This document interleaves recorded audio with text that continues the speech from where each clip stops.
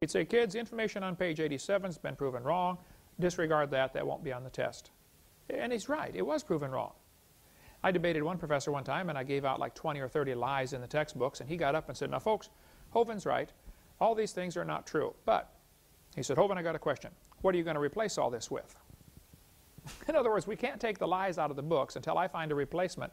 In other words, I've got to provide evidence for his theory, or else we can't take the lies out of the books. Talk about dumb. That's not the way science works, okay? You teach the kids the truth. Just teach the truth, okay? And if all you have are lies to back up your theory, then get a new theory. In Texas, Baylor University fired William Dembski just because he advocated that there might be an intelligent designer. That's heresy. There could be a designer. You're out of here. You're fired.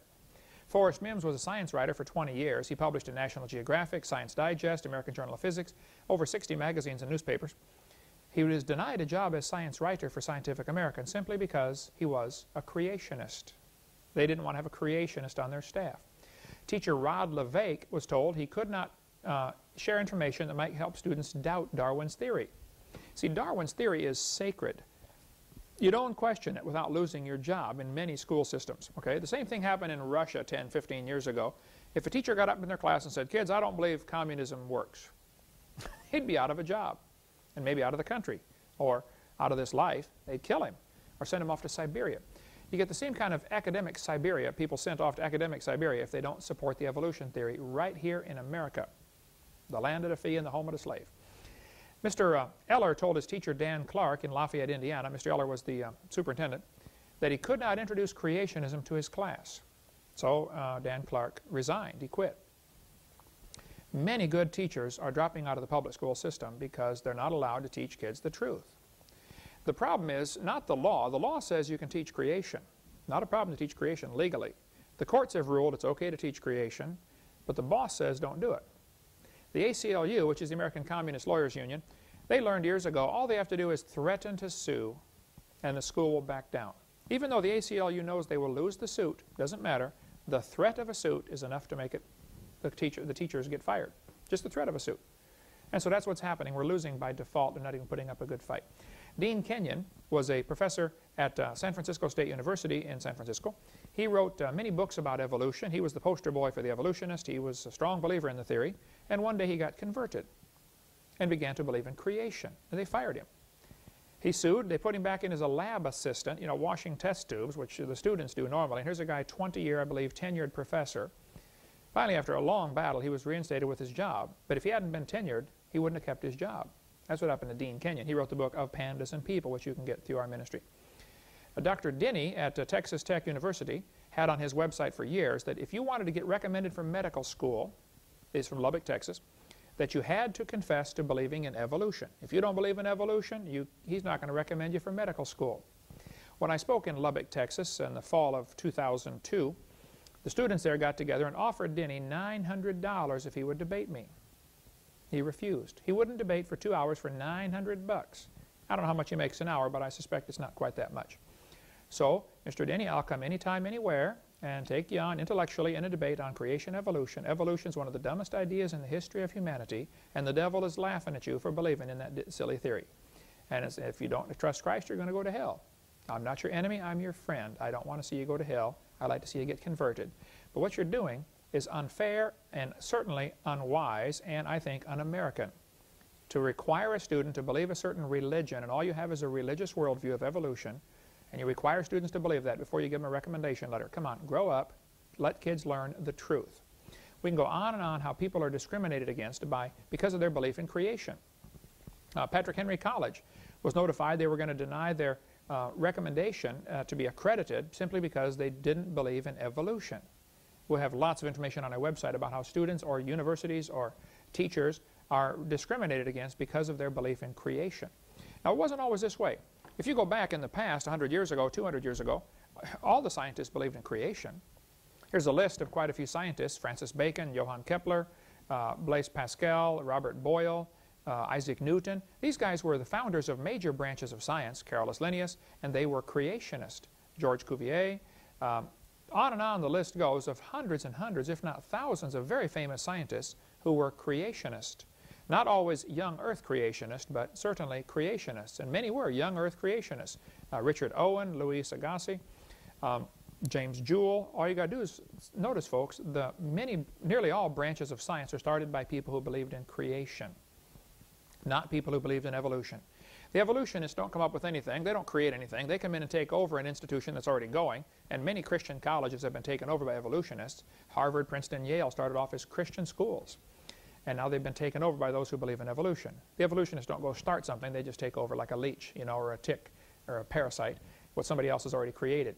Wernher von Braun, space scientist, was a strong believer in creation.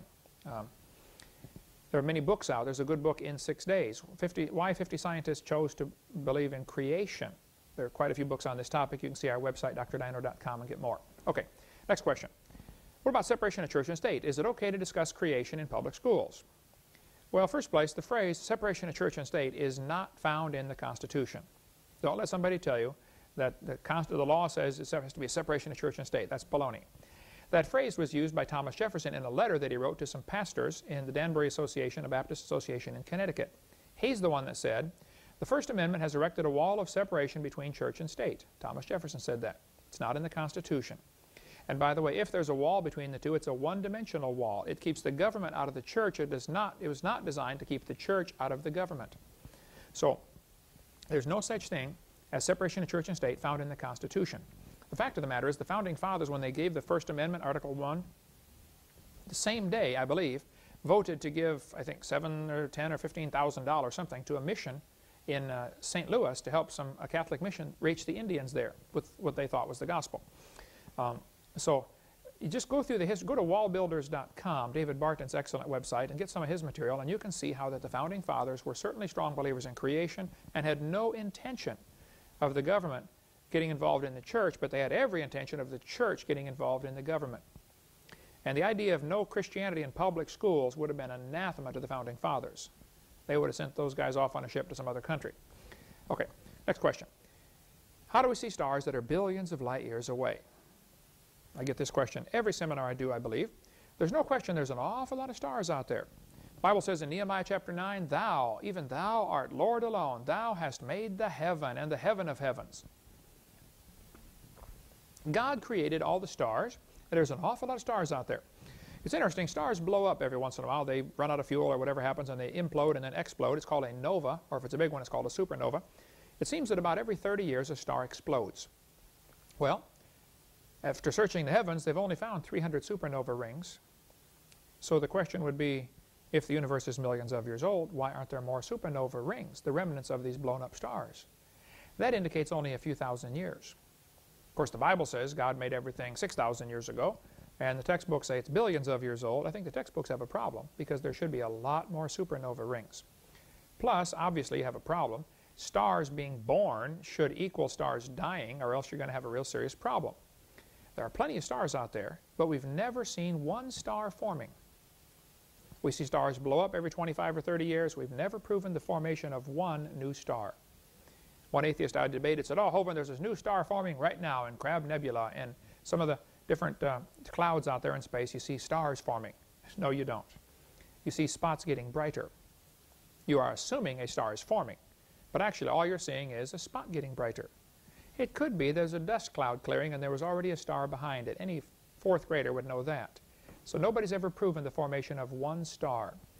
In Science magazine in '86, they said the silent embarrassment of modern astrophysics is that we do not know how even a single one of these stars managed to form. The situation is no better now. Nobody can prove any star formed by natural processes. If dust tries to get together, as it increases in density, it increases the temperature, which increases the movement, and it drives it back away. It's called Boyle's gas laws. You cannot compress dust into solid matter without creating a real serious physical science problem of overcoming the gas laws. The pressure increases, the temperature increases, which drives them out again. It's not going to happen. One professor said, oh, Hovind, we figured if 20 stars explode near each other, they'll produce enough energy to squeeze the gas and make a new star. I said, well, sir, that's just brilliant. You know, you're saying if you lose 20, you can gain 1. Man, you ought to run for Congress and help those guys borrow their way out of debt. You know, that's a dumb idea. We've never seen it happen. It's purely theoretical that 20 stars could do that, but that is a losing proposition, not gaining. There are lots of stars. The Bible says God created the stars in Genesis 1:16. He created them to be lights on the earth. Psalm 147 says He counts the number of the stars and gives names to all of them. The Bible says He layeth the beams of His chambers in the waters, who maketh the clouds His chariot, who walketh upon the wings of the wind. It is possible that Psalm 104 ties in with Psalm 148, that there is still water above the heavens.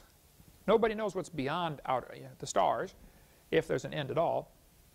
But it could be that this verse and verse of Revelation where the Lord sits on many waters is talking about